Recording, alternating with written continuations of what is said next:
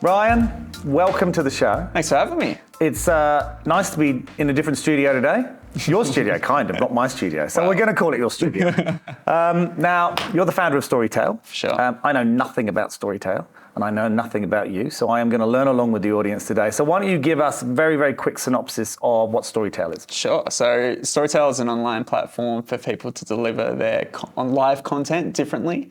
Yep. I think everyone's Zoom fatigues. We've had the pandemic hit. We are. Everyone's sick of being on video meetings. So Storytail is kind of our fresh solution to that, and essentially helping this kind of new generation of creators that we see forming to actually deliver content differently so they can engage and actually make their content worthwhile. Cool. So is it aimed purely at the content creation world, or is it aimed at anyone? Well, we see a lot of use cases in like education and things like that. Yep. But what we're really seeing is this kind of new vertical of creators start to form. And we call them experience creators. And when we talk about this, I'm essentially not just talking about the people who just want to create social media content anymore. Yep. They don't want to create content to be consumed. They actually want to go and actually create this deeper level of engagement with their audience. And they want to do live content because live content's a great way to actually, see someone, talk to them face to face and actually build a better relationship. So they don't just want to create content to be consumed. They want to run masterclasses. They want to do webinars. They want to do this video content. So really our platform Storytail is designed to kind of hero those people and the content that they want to create. Interesting. So live content, I have mixed feelings on live content. Hit me. So if you want me to go and stand in front of a group of people and give a speech, happy to do that. If you want me to sit up there and answer questions, happy to do that. If you want to put me, and the reason why I've got mixed feelings is I went on a live television show the other day, and I've never been so stressed in my whole life. And I create a lot of content. Sure. And this, I don't know what it was, but the whole studio and people pointing at me and no one talking, and I don't know, I found standing in front of a group of people is very different to being on camera. I don't know, you don't know who's there, and sure. it was super weird. And then my other experience of live content is doing webinars during COVID, where I talked to a camera of 200 people that I couldn't see, and I hated that because you don't receive any feedback. That's right. And I found that really uncomfortable. So it is. Unpack that for me. Yeah, 100%. So there's one-way conversations and then there's two-way conversations. Yep. So your typical live stream, going live on Instagram, talking to what says 30 people watching you right now. It's a very awkward thing because you're not seeing any feedback at all. It's horrible, right? And I've done it for years. My prior business, Pitch Proof, we actually built a business out of online events even before the pandemic. Right. And what we essentially were doing is we're hacking together our own event platforms, which essentially has now become Storytail. Right. But it was very much a one-way conversation. It was a YouTube live stream and it was talking to camera, and that was basically it. And we did it for 8 to 10 hours, 3 days. Wow. And we did it every week. It was crazy. But you get into the headspace when you're doing that. It's there's no one else in the room apart from myself. I started laughing. It's weird, isn't it? And then, everyone's watching me laughing. I've got to stop laughing. It's just weird. Yeah, it's 100% weird. And it does take a certain amount of practice to actually being able to master that. So one of the big things we focus on with Storytail is how you can actually deliver your content by what we call breaking the screen. So this is actually creating these two-way conversations and actually getting people interacting with your content. Yep. So we allow functionality for you to actually create these interactive environments. And you can do things like forms and Miro boards and whiteboards and actually getting people to collaborate together. Oh, proper collaboration. 100%. Because what we see is people don't want to just consume content. They actually want to engage with it. They want to create this deeper level of engagement. More than a thumbs up emoji in a chat. 100%. Right? You actually want to get people actually engaging. And when you do that, you unlock this new level of trust and relationship I'll bet. with your audience. And we've seen some really cool results, which is awesome. And we're just really excited with what our users are creating. All right, we're going to come back to that. Sure. First, we've got to go right back. Let's do it. So I always want to know why anyone's a founder. I actually recorded an audio podcast yesterday about why I became a founder. And you forget sometimes, because no one's asked me that for a long time, because I'm a lot older than you. But let's talk about you. So, before you had this business, and even your prior business, right? Sure. What was it that you sort of drove you in that direction? And was it something your parents did? Was it an event? Or how did you sort of end up there? Yeah, so my background's in design. So even prior to calling myself a founder or even knowing what the word entrepreneur was, I was doing graphic design gigs online and essentially built a freelance business out of that. Cool. So you're already one there, really. Yeah, I was already kind of growing my own business before I even considered it a business. So why do you think that was? Was it the freedom, or was it just the convenience, or I think it was just a natural step. Mind you, I was 14 when I started, right? Yeah, okay. So like, even the word entrepreneur wasn't even in my vocabulary. No. Like I didn't even know what it meant. I just wanted to do more of what I loved. Right. And I think that's an often progression that we see a lot of founders take. Yeah. They just want to do what they love and then they figure out how to monetize it so they can do more of it. So that was a very natural transition of becoming a freelancer and getting design work and doing all this stuff. And then I started my prior business before this when I was 17 called Pitchproof, which the idea of that initially was to build a software company for people to actually present their logos to their clients online. Okay. But what happened is, as we were building that, we started to create a lot of content online, and we actually grew quite a large social media following. Mm-hmm. And we realized, or what I realized, is what I was passionate about was the people behind the product and the people actually in the community and the people who were actually engaging with my content. Like I loved content. And then in 2019, we held the first online virtual design conference, even before the pandemic, and that blew up. And that was just like the most crazy experience I've ever had. And that's just something I instantly fell in love with. Was that global?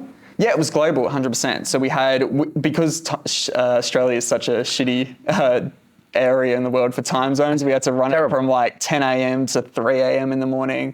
And we had like 400 people live on YouTube just watching us. And we brought all these like amazing creators together to do like essentially a massive Q&A session. And that was, the first time that really Storytail sparked any sort of interest in terms of being like an online event sort of space that I wanted to enter. And we've never left because it's been something that's been so exciting. Interesting. All right. So you say we a lot. Is that you and your team, or do you have a co-founder or? Yeah, I have a co-founder, Tom, and we've got 2 other co-founders as well, which kind of sit as an advisory level. But I think just as a general rule of thumb, when I talk about my businesses, like I always like to use the word we. And I think it's the right thing to do. But and that's why I never know if there's co-founders or teams, because I think it's the right. It is always a we. It's never a me. Yeah, and even if you are a sole founder, like there are other parties involved that are going to support you on your journey, 100%. Whether that be your lawyer, even your doctor, whoever it is, doctor? Right? Well, I mean, you might have some mental health struggles as you go on, but whatever that is, like building a business is part of a team. And I think you should treat it like that. Storytail as a business has obviously evolved out of this other business. So how long has Storytail been around?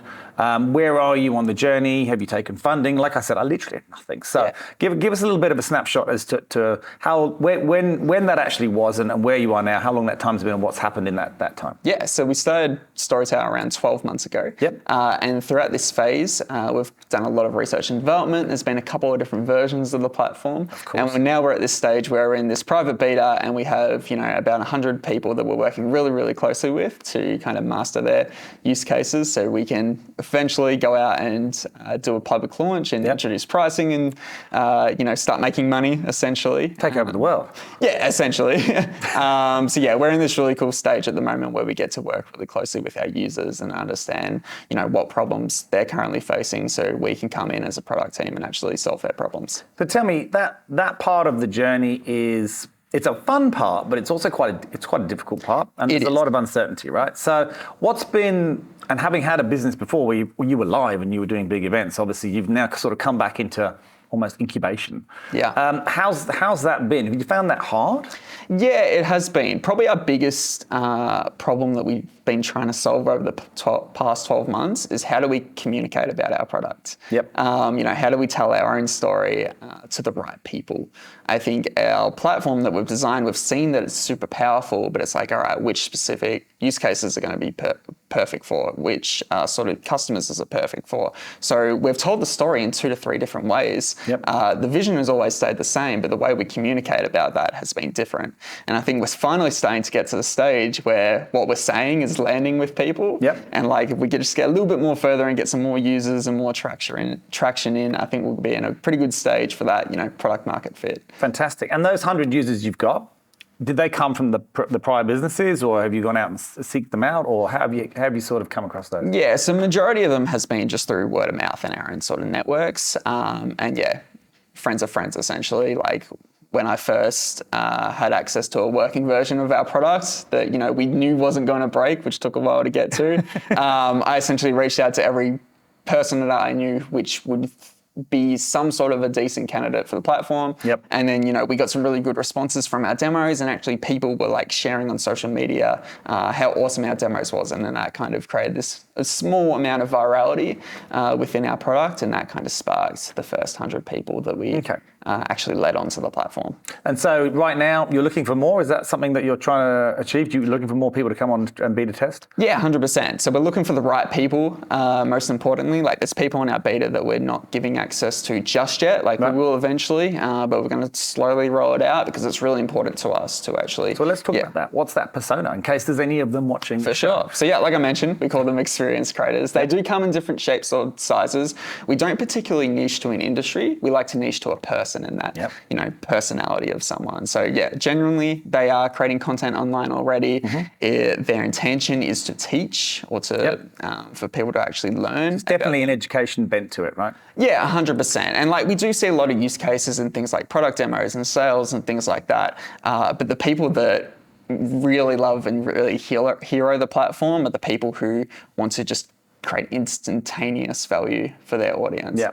So yeah, they are these people who are already creating content online. Specifically, they do want to go into live content and they don't want to use video meeting platforms like we know who, because they're a little bit sick of that fatigue that is happening. And so are you finding that a lot of those are sole professionals, or is it larger groups? Like, is it a lot of, I don't know, there's so many educators out there online, but is it people sort of coaching around, it could be, I guess, anything, couldn't it, really? I mean, I'm intrigued to know what this person looks like. So if I look at YouTube, for example, right? There's a lot of people wanting to educate in their view about, this is how you put a bike wheel on.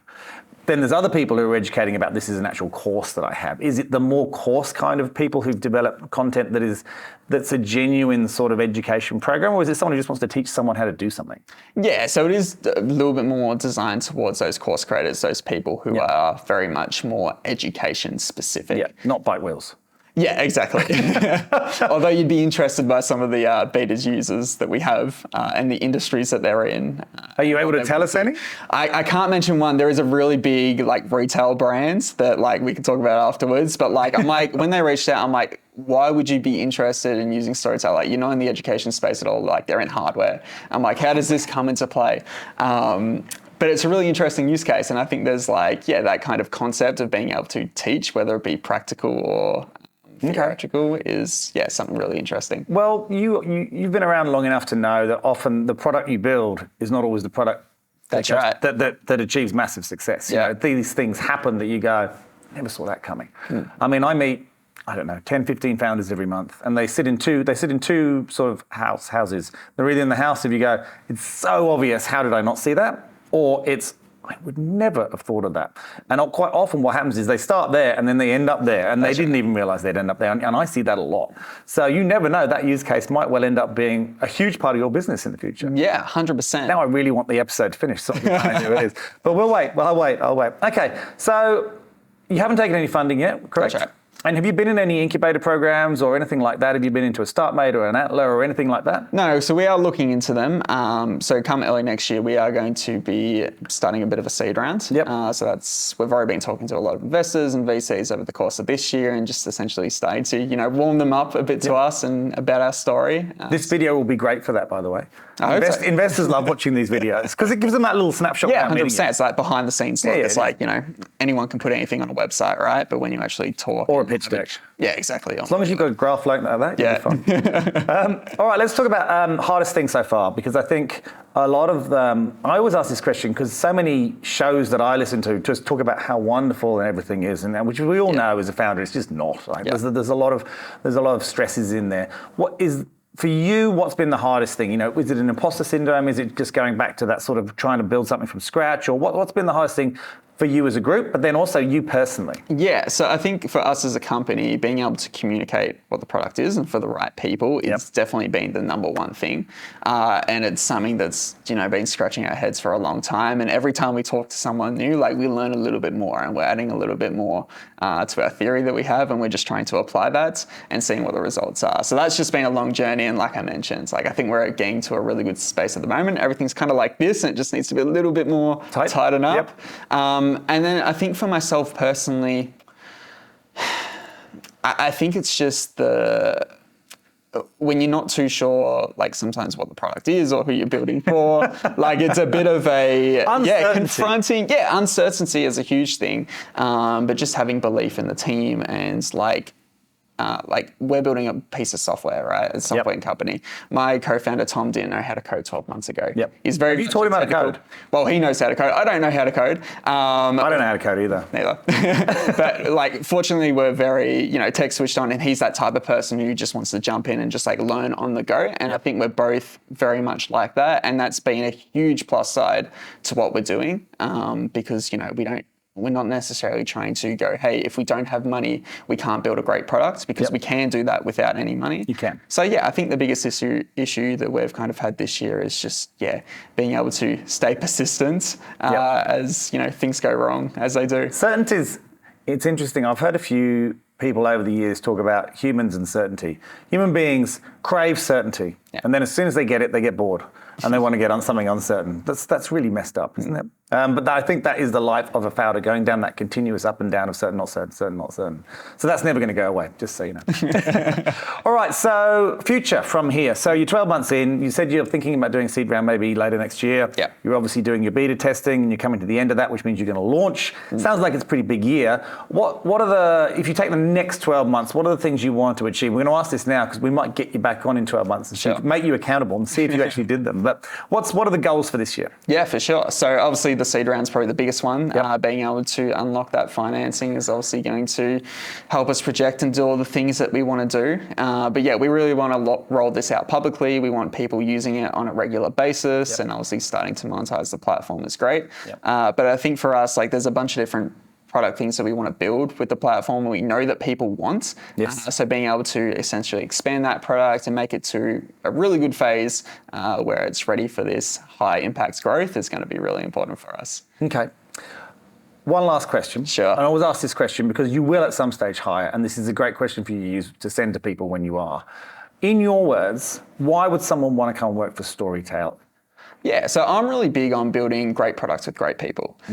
So everything we do, like, I'm young, right? I'm not going to admit, like, we've hired contractors and things like that before. I've never actually hired an employee like full time, right? So it's going to be a new experience. It's terrifying. For me. First time is terrifying. Well, you've scared me already. That did on purpose. But I'm really big on enabling people to do their best work. So like, I don't want to, get people to sit in a room to 9 to 5 if they don't want to. If they want to work at 12 a.m. at night, because then that's when they're most productive and creative, like, so be it. So I really want to enable people to live the life that they want to live by also, doing the work that they want to do. And that's something that I've always wanted to do as a founder. So I also want to enable that to other people. And I think as we kind of build our culture and build our team, like, that's something we want to replicate throughout the entire business. Well, the good news is, with that attitude, it's going to be less terrifying for you because it's very much the right attitude to go. So you will get like-minded people. You just got to make sure they're not too like-minded, right? Yeah, exactly. Yeah, you want different skill sets, so everything matches up. Well, look, thank you so much for coming on and giving us a little snapshot of the show. I'm keen to get you back on in at least 18 months to see where you're at. So we'll definitely do that. And look, when you're feeling ready and you want to sort of, I guess, launch it, let us know and we'll help push it out there, right? We'll help promote the product. But thank you for coming on the show. I really appreciate it. Cheers.